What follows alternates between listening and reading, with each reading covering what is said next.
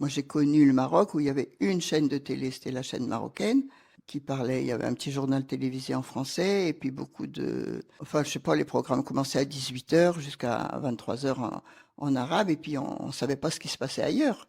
Il y avait pas de... On voyageait pas, donc on n'avait qu'une vision de son pays, voilà, tel qu'on pouvait le voir.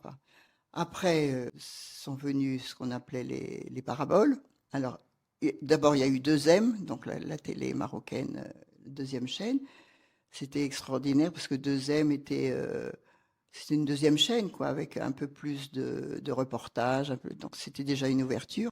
Et puis après, après, il y a eu les paraboles avec ce qu'on appelait les couscoussiers. Il paraît qu'il suffisait de mettre un couscoussier pour capter TV5 et ce genre de chaînes. Donc on avait déjà un peu plus de chaînes à l'extérieur.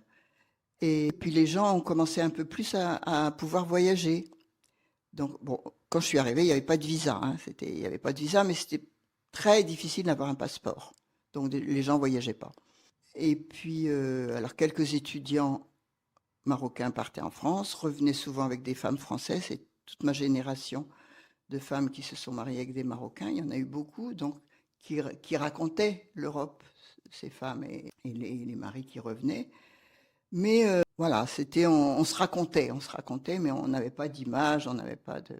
Et puis avec Internet, c'était la révolution. Maintenant, tout le monde sait tout de tout le monde.